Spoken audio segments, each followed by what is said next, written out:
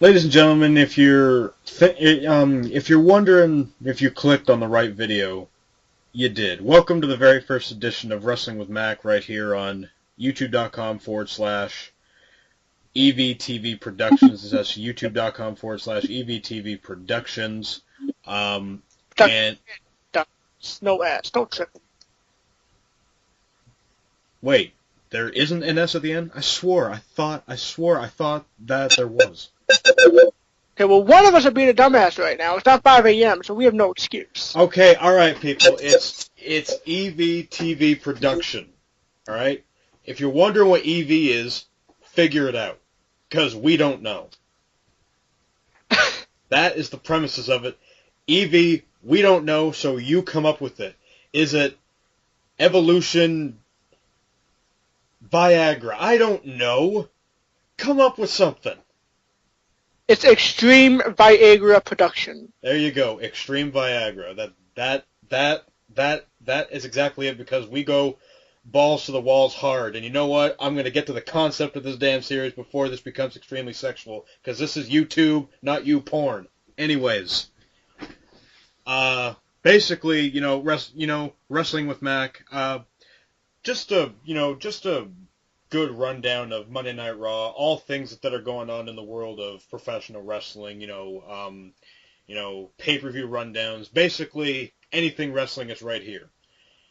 And this past Monday Night Raw was definitely a very hyped up show, because it was from Chicago, and of course the whole big thing going around was the crowd was planning to quote-unquote hijack the show, and I must say they did a terrible job at it.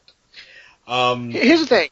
If you're going to hijack something, you probably shouldn't cheer for anything else. Yeah, basically, you guys in the Allstate Arena in Chicago, the only thing you knew the only thing you knew how to do was chant CM Punk over and over and over again. And guess what? WWE made you look like fools. And you know what? Here's a prime example of it. They kicked off the show with CM Punk's theme song, hitting. Cult of Personality hits. Everybody's thinking, holy crap, is Punk actually here? I was thinking we were going to get something with Bad News Barrett, but you know what? We got Heyman, which was just as good. Heyman comes out there, and I kind of thought it was a shoot, but, I don't really think it was. But he pretty much said something along the lines of, if CM Punk really cared, and if CM Punk was really the best in the world, he would come out here and prove it every single night that he is the best in the world. And they took this whole CM Punk thing, and what they did is that they added it to the build-up of Brock Lesnar versus Taker at WrestleMania, saying that Heyman blames the crumbling of his friendship with CM Punk on Taker, saying that it all started back last year at WrestleMania 29 when CM Punk failed to defeat the streak and Taker went 21-0. So I thought that was brilliant. Lesnar comes out. He begins talking. He tries to do the whole Brock Lesnar thing like Heyman does, but he ends up sounding like a fucking pterodactyl like he did on the last Raw of 2013. And then Mark Henry comes out, tries to get revenge on Lesnar because Lesnar was the one that broke his arm. And Mark Henry ends up getting his ass kicked, gets F5 through the announce table. Apparently Lesnar flung like a monitor so far that it hit a mother and her son. But I think that story is a little bit far-fetched. I don't think that happened. But, then again, Lesnar, when he's reckless, anything can really happen. So, yeah, I'm thinking this was really smart. I mean, they took this whole hijacking and Punk situation and they turned it into a complete positive, and they added it to the build-up between Brock Lesnar and Taker for WrestleMania, and I thought that was really good. Kyle, how about you? Well, here's the thing. Fans did realize this. Even though Vince has gone senile, he is smarter than you. He's smarter than me. He's smarter than Mac. He's smarter than everybody. He has gone senile. He has lost some brain cells. But he's still a fucking genius. And he's still a promoter. He knows what the fans want. So what does he do? He manipulates that to give them what they want, but they don't think that's what they want. Yes. But the whole thing with one question I have, I'm going to go this before we get into the CM Punk subject. We already had a whole video talking about it. If you want, by the way, go to youtube.com/EVTV production, or just click the little link, click the EVTV production or EVTV thing below this video and go to our channel and listen to that. But how many times is Brock Lesnar going to beat the shit out of Mark Henry? I have no idea, but you know what? I'm thinking, I mean, I can't help but think that this is going to lead to a match between them. I'm hoping that something like that doesn't happen.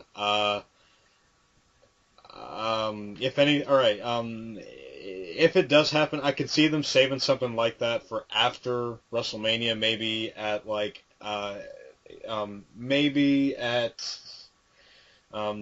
Extreme Rules, maybe at Payback even, or maybe they'll even save it for SummerSlam, which I'm hoping really isn't the case, but yeah, Henry is basically playing like, he's basically the ragdoll in this whole thing. I mean, he's being made an example out of. I mean, that poor guy, like, he's getting his ass handed to him every single time he's out there with Lesnar. And, I mean, first he breaks his arm, and then he smashes him into the steps, and then he F5s him on the announce table. I mean, it's... I mean, poor guy. Just poor guy. I mean, it serves him right for shaving his head bald and turning face. Yeah, and trying to become Rick Ross again, so... Yeah. So... But, if anything, I think this is all Mark Henry's set to do for the rest of his career. I mean, I think this is all he has going for him. I mean, because besides this, what is Mark Henry doing? I mean, he had a tag team going with Big E. I don't know what happened to that. I actually thought that was going to be a solid team, too. And then they just completely dropped it. And then he tries to start something with Lesnar, then he goes to Big Show, then he starts something with Lesnar again, he goes to Taker. What is he going to do? I mean, has WWE just run out of things to do with him? Why are we talking about him? What the? No, we're moving on. No. Alrighty. So after that, we get the WWE Tag Team title match between the Usos. Oh, you didn't. Oh, yeah. And start doing it. Because like we said earlier in this video, there's only 2 matches confirmed, and there's only one other match that's being built with the Triple H and Bryan. There's nothing else happening. I mean, yeah, you might get the English way against Cesaro, so granted, there's 4 matches in the works. Besides that, there's nothing. There's nothing! You have a month till WrestleMania, and you only have 4 matches even in the works. And I wouldn't even count Orton and Batista in the works, and what the fuck are they doing for that feud? Is that even a feud? What the fuck is that? I have no idea, but I guarantee you this. They are not going to have heel versus heel in the main event. Because that would make no sense. Well, whether they're doing heel and versus heel or not, they need to start building this as a feud. I mean, for fuck's sake, this is WrestleMania. And it's the 30th one. Exactly. I mean, someone needs to get their ass shot and start working. I mean, this is WrestleMania.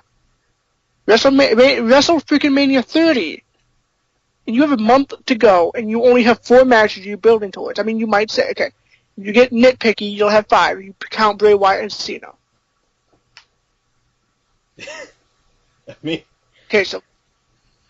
But even at that, that's not a WrestleMania card, that's an Extreme Rules card. This is a 4-hour show. I mean, unless you have 5 matches going for 4 hours, unless each one goes like 30, 45 minutes, you need something else.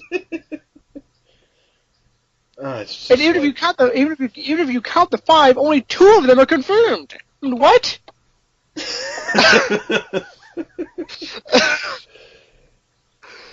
Oh my god, like, alright, I remember, I think it was after the Chamber, in 2012, I think they had, like, the entire card set up. Yeah, I mean, normally at this time, if they don't have everything confirmed, they at least have everything in the works. Right now, that we're 2 weeks removed from the Chamber, and they're just now working on 2 other matches. They've got 4 Raws left to blow everybody away with this card for WrestleMania 30, and it's got to be a big card. I mean, I hope that they don't count on Hogan. Just for him. Oh, God. Don't make a TNA mistake. TNA did that. Look what they got. They got 1.1s in the ratings. I really hope that they're not counting on Hogan to bring in all of the buys. And you know what? One more thing. I'm really hoping that they are not getting lazy now because the pay-per-views now come with the network. So I'm really hoping that they don't get lazy because of that.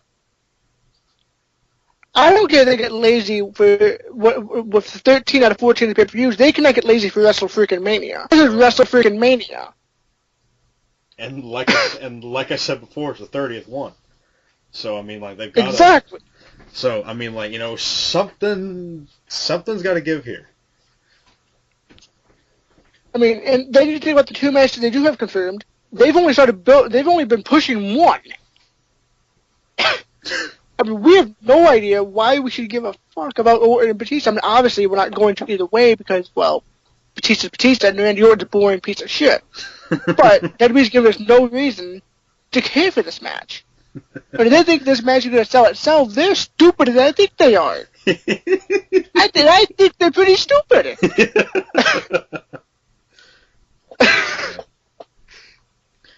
Alrighty, well, moving on from the Shield and the Wyatt family, I mean, like, of course, like, the match was, it was good. What's that? I think we covered just the Shield and the Wyatts in that whole last round. Oh, yeah, I think we covered the Wyatts and the Shield pretty well. Alright, moving on. After that, we got Summer Rae and Fandango against Emma and Santino Marella.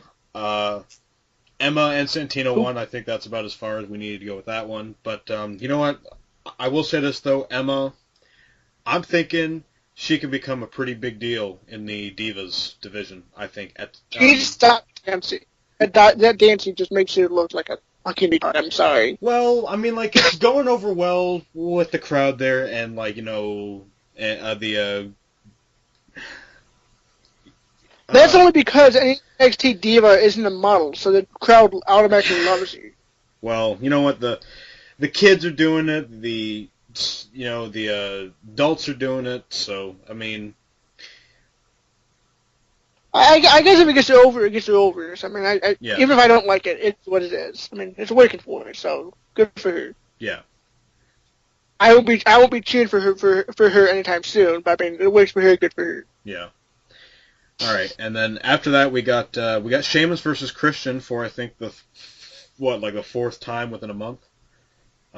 Here's another. Okay, they keep blowing all the feuds they have going before Mania. I mean, yes, Sheamus and Christian wasn't a big feud. It wasn't it was nothing but a little small feud. But like, it was something. It was a pre-show match, and you just blew it on Raw. Is this the rant that you told me about beforehand? I think this whole video is my rant. Is how they keep blowing matches for Mania.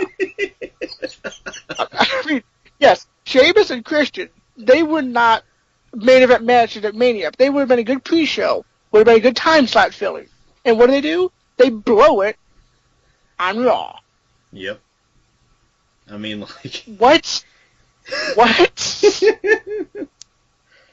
There's like, in 2 weeks we'll get Swagger versus Cesaro. I'm waiting to see Taker versus Lesnar on the go-home show. Well, I mean, this reminds me of, you know what? I think it was actually just last week. You had Darren Young and Titus O'Neil at the Chamber, and Titus won. And then on main event, you had the same match, and then Darren won. So it's like, what was the point? I mean, they keep blowing these small feuds that are good time fillers. I mean, we had Kane versus Chavo at one WrestleMania. Titus versus Darren would have fit the card perfectly at Mania. Just a little match. And that match was 8 seconds long. Exactly. I mean, WWE, you need to get your heads out of your asses and realize you have 4 Raws left. I don't count SmackDown. SmackDown does nothing. You have 4 Raws left. 4 shows left till Mania. The fuck are you doing? The fuck are you doing? God. I know Yeah, this is wrestling with Mac people, but...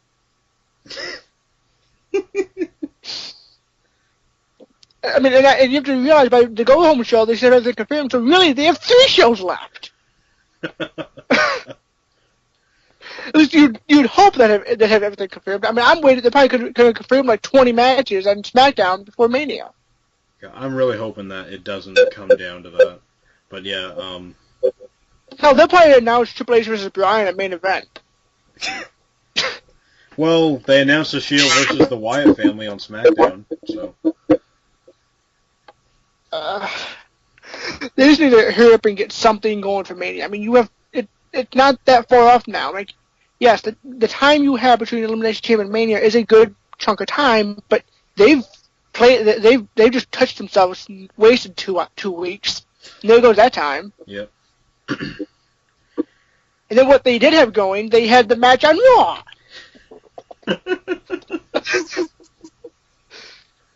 I mean, I guarantee you in like 2 weeks we'll get like a triple threat between the Shield. God, and then I hope not. I guess they were going to have Goldust versus Cody. Everyone wanted that. Where's that? That's not happening. If it's going to happen, they need to pull out their ass. It could have happened. I believe should have happened. Yep. Not should have happened, but the path they're taking it should have happened. But yeah, I'm actually didn't do that. Now we can tell the fans who was right. Now Cody Rhodes is team of Goldust like everybody wanted, and Cody Rhodes isn't even on Raw anymore. I was right. So in the same video I admit I'm wrong, I get to glow I'm right again. Suck it. Yeah, alright, so... Is there anything we're missing? I think we've gone over pretty much everything. I really don't think we're missing anything, but anyways here, so yeah, Sheamus won that one, and then Christian attacked him, I believe during like some backstage thing. So yeah, that pretty much all but confirms that Christian is a heel now. So, alright. You know, if the whole behind Cole didn't tell you, that should. Yeah. Yeah, alright. And then we got the Bella Twins versus Oksana and Alicia Fox, which we saw the Bella Twins won that. Now, one thing that I did want to say about the Bella Twins, I liked them a lot more this time around. During their first run, they came off like WWE should be happy that they're there. Now, I think it was all a matter of you don't realize you have something until it's gone.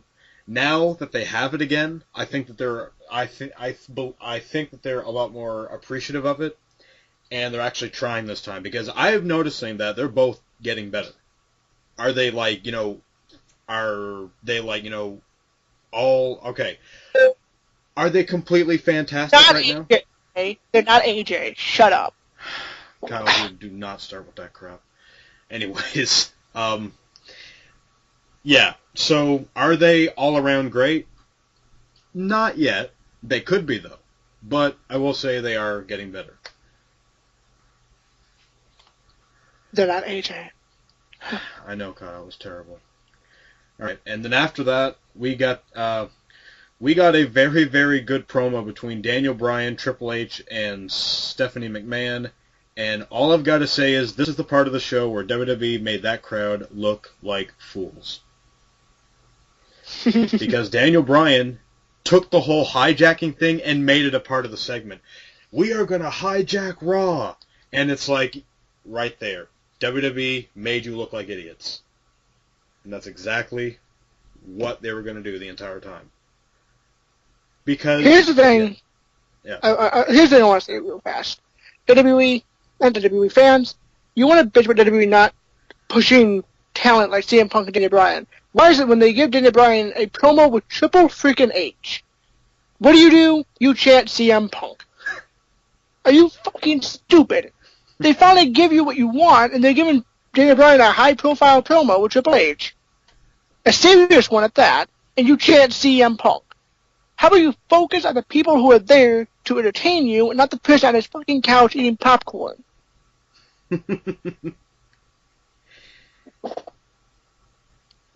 I mean, like, it's just... here is the thing with the crowds. All right. Your idea, you're going to pay your money to go in and sit down and hijack the show that you paid for. I got news for you. The second that WWE has your money, and the second that they check that you paid for your ticket and you sit down, they don't give a shit what you do. You can chant all you want, they're not going to care. Because they already won. They have your money. So you so you just making a lot of noise in the arena is not going to do a damn thing. And all it does is ruin the show. You paid to look. You paid to watch. Exactly. Because, all right, this is your logic. I'm going to go in there and ruin a show that I paid to see. That's like... You really want to teach them, don't go. Don't go. Exactly. I mean, that's like paying money to go to a movie that you don't want to see. Because you are giving them your money, and you're pretty much telling yourself that you are going to have a bad time watching it, and you don't want to see it. So I mean, like, different. I'm going to use a different analogy here. That's like saying you're going to boycott watching Raw on every day that's not Monday. Oh wait, you do that too. Never mind. It was. I want to say about this. We talked way too much about CM Punk, especially with the last video we made. Simple as this. The IWC wrestling fans, you point fingers and hate Dwayne for walking out on you in 2002, 2003. Phil Brooks did the same bullshit, and you cheer him. Fucking hypocrite. I hate Dwayne much as I'm going to be a hypocrite about it. Phil Brooks wants to walk out on us, fine. No, I'm done cheering for him. Walk out on me, I stop caring about him.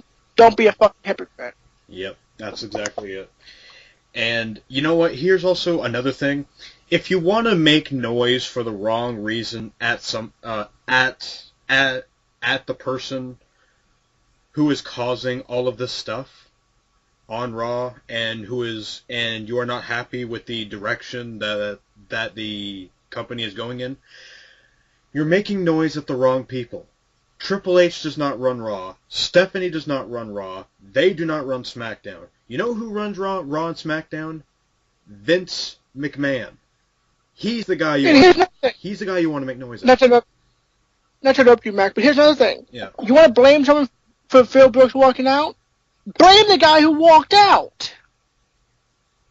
CM Punk. No one told him to leave.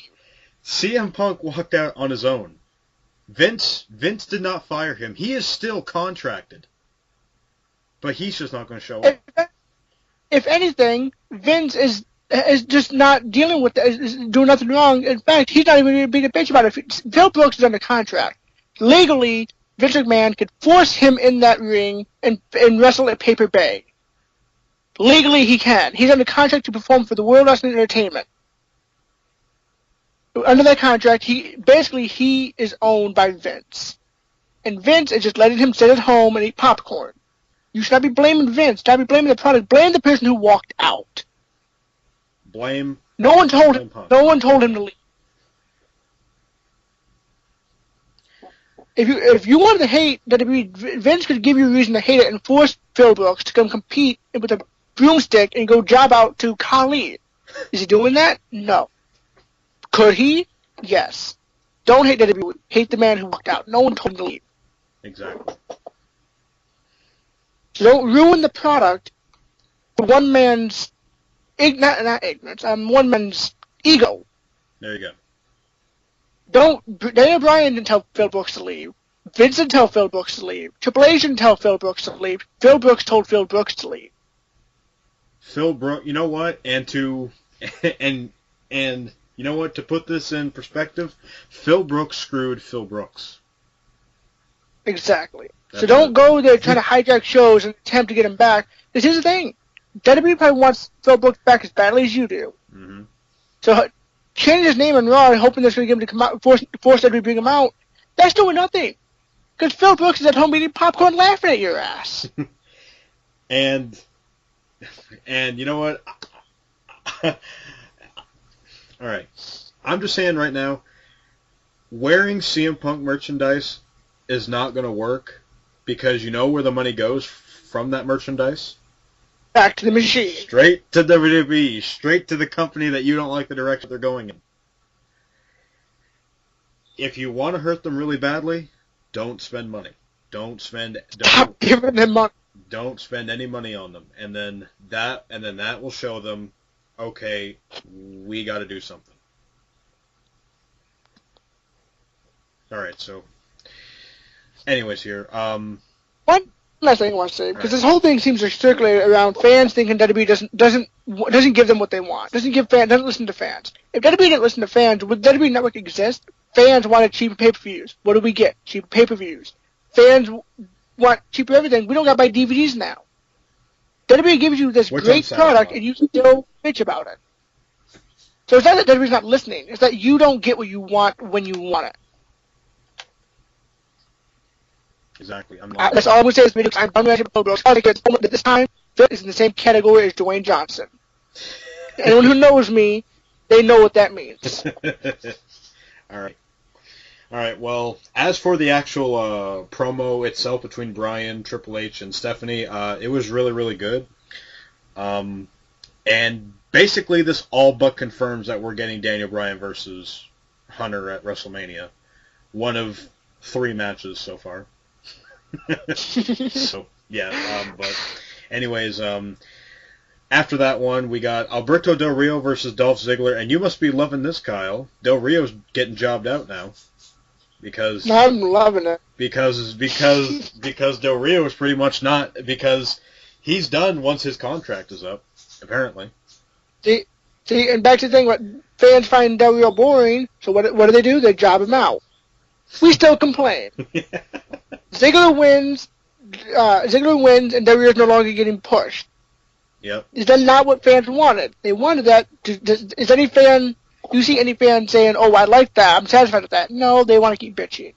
Yep. Fans don't know what they want because they know what they want. They just want it when they want it. They don't want to wait for it. They don't want to admit that they actually like something that WWE's doing unless they get everything they want. That's exactly it. And but you know what? I must say though, I did mark out a little bit because all right.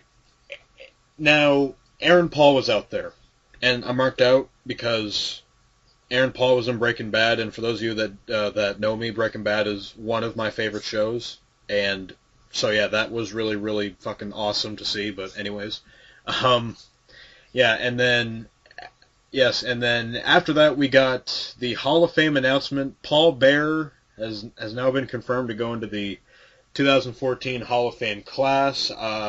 Doesn't shock me there. Really, really well deserved, and you know, even as Vince said in the package there, he is the most unique manager that there really has ever been. And without Paul Bearer, I guarantee you the Dead Man, the Undertaker, would never have happened because I don't want to say he made the Dead Man, but he added the mystique of the Dead Man. Oh yes, and it was so good. I mean, Bear just being there. I mean, like it was just awesome. And hopefully WWE does it right and has Kane and Taker induct them. Yes, I think those two guys should be. I think those two should be the people to induct them. Yes.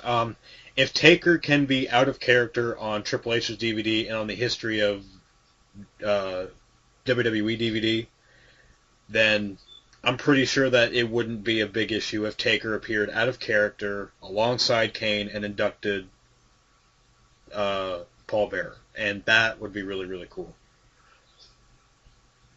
If they can't get Kane and Taker, at least Mark Calloway needs to be the man to induct Paul Bearer. Yes, that would be awesome because Bear, because I mean like, because like, you know, back in the early 90s, you couldn't have one without the other. If Taker was there, Bear was there, and it was great. I mean, like, it was such a really, really unique pairing, and it was so good. And Bear, like Vince said, one the most unique manager that there's ever been. And apparently this week it's been a full year since the unfortunate passing of Bear. So, all right. And the one thing that's always been interesting about Paul Bear too is he's never played a character. He played who he was. Yep. And he was a funeral. He did own a funeral parlor. Mm-hmm. So yeah. So like he was one of the very, very few one of the few guys that came in there and didn't play kayfabe. Yeah, and played who he was, and it was really, really cool. And without Paul Bear, we would not have Kane. This is also true. I mean, we would still have Taker, but I don't think he would be the dead man. But we would not have Kane because Paul Bear was Kane's entrance to WWE. Yep. Your brother Kane is coming. I mean, like, come on, like that right there. Alrighty, and then following that, we had Big E versus Swagger, which again lasted all of 60 seconds. Poor Big E. Yeah, basically we gave our basic thoughts on that one, and it looked like Cesaro was about to swing Swagger, but never happened. But again, this pretty much all but confirms that Swagger and Cesaro are going to break up at some point. And then after that, we got a basic promo from Cena, and the Wyatts were there. Well, like the Wyatts weren't there, but they were on the Tron. Cena's promo was so just it did not need to go on that long. Yeah, it was mediocre at best. It was basic Cena. Yeah, basic Cena. Now Bray Wyatt's promo was amazing. Bray Wyatt, I'm telling you, when they told him, all right, drop the Husky Harris thing, go to Bray Wyatt, he went off to the races with that character. He's going places. Now that they're actually using him for things, like he still needs to get in a feud. Hopefully this Cena feud will be the thing he finally needs, but I finally see what everyone saw when he was debuting. Yeah. He took a little sabbatical, but he's back.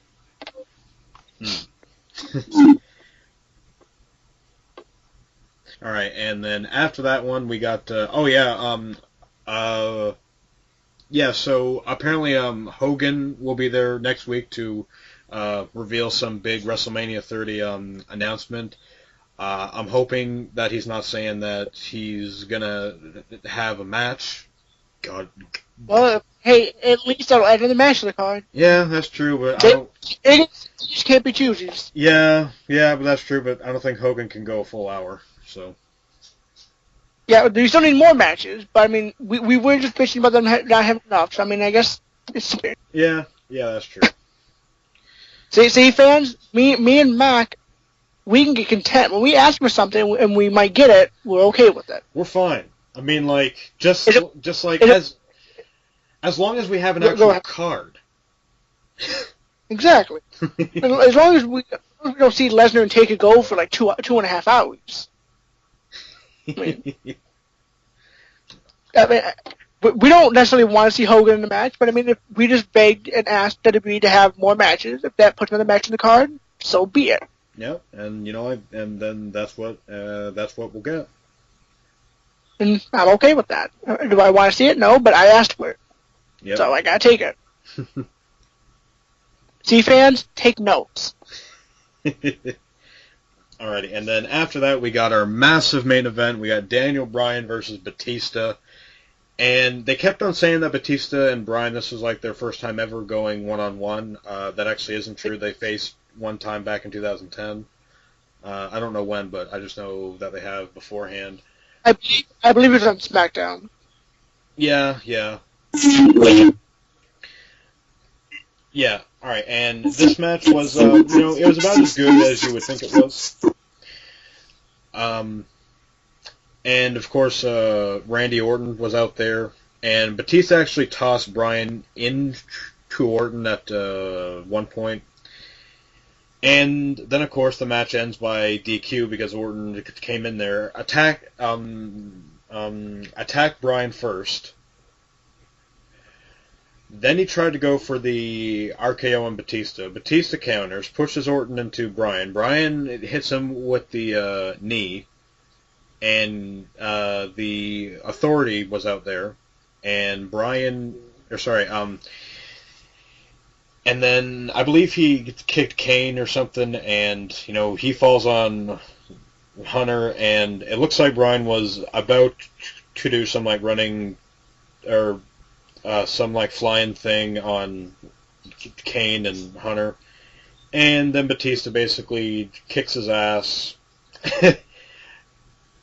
and pretty much the entire Which makes sense.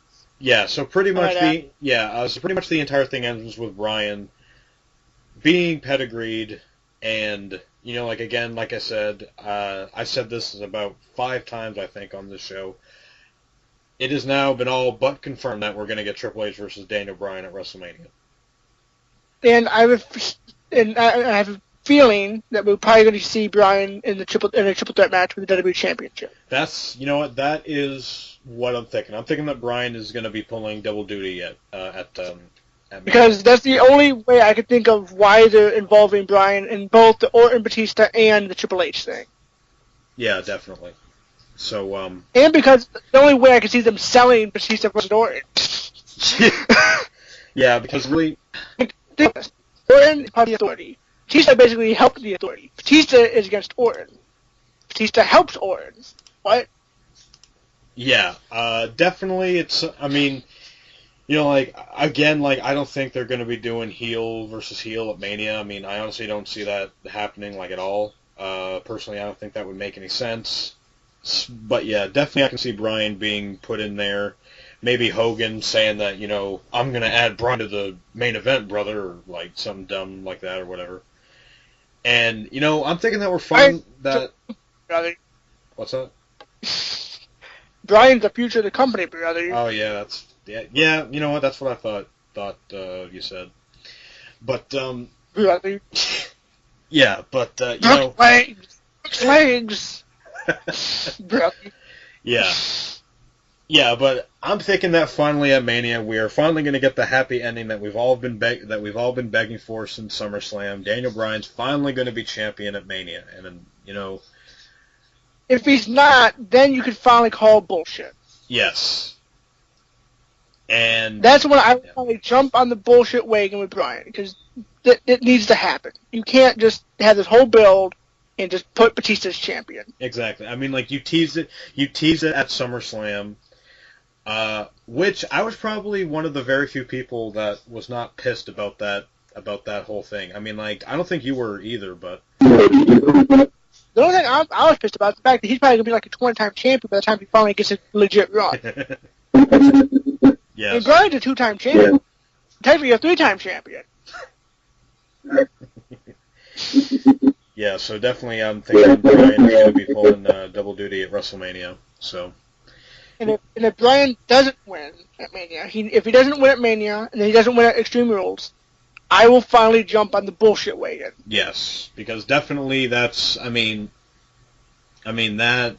is when I'm just gonna think, like, all right, something has got to go down now, because I'm thinking at this point that they're not going to go with Batista versus Orton. I mean, like, because if they really do. They have a lot of guts. I'll say that. They've all but put Orton and Batista as teammates. I mean, Batista's supposed to hate Orton, yet Batista helps the Authority, who basically is Orton. So yeah. Based following logic, he helped Orton. Yeah. So. Yeah, so that was basically all of Raw there. Overall, I thought that it was It's way too long. Oh yeah. Way longer than it was going to be. Oh yeah. overall, I thought that. But, Yeah. Overall, I thought that it was a pretty good show. I mean, like, was it great? No, but you know, like, it was still pretty good. it served its purpose. I'll say that. Yes, definitely. And hopefully by next week we'll actually get at least some more matches thrown onto the card there. Hopefully. Yeah. And we don't get them like week before Mania either. Yeah. Alrighty, so I guess it's time for our little plugs there. Kyle, you got anything? You can follow me on Twitter at LadyK13. I really have nothing else going on. Alrighty, folks. You can follow me on Twitter at Jamie Lee Mack, and do not forget to like, comment, subscribe, all of that great stuff that you guys do. YouTube.com/EVTV production. Again, we don't know what EV stands for. It could be anything. Extreme Viagra is what... Extreme Viagra. Hashtag Extreme. Extreme Viagra is what Kyle is saying. Yeah, and also do not forget to follow the other hosts, Caleb at The Awesome Clark. We got Cameron at that LSU fan. I'm not sure when exactly he will be on, but no, but I'm thinking that he will be at some point. And also, one of our and also follow one of our I cannot talk. One of our other contributors, my God, Ashley at Sweet Chin Musics. Follow her, and yeah, that's really it. So yeah, this was the first edition of. Hold up, baby. Hold up. Make sure to check out other videos on the channel. At this current time, we have a CM Punk video up. Yes. Depending when you listen to this video, this is YouTube. We have episodes of CNC reviews up. If you're listening to it before the next episode is up, it'll be up tomorrow night, Wednesday night. If you listen to it after Wednesday night, it's already up. Go check it out. Yes. And if it's Thursday night and it's still not up, tweet me to get my ass moving, and I'll get it up. Alrighty, folks, and that was it. And Kyle, you got any closing thoughts? No, we talked before we started recording this, and we said it's going to be about a 20-minute show. I think we're close to hitting the hour mark now. Oh yeah, we must be. We must be getting there by now. So, we probably won't be going this long a lot. We apologize, and if you're jerking off to the sound of our voice, if you're not going to get off now, you have about 5 to 10 seconds to go. Otherwise, I would recommend you go take some Extreme Viagra. Alrighty, folks. Thank you very much for watching. We'll see you, right here again next week.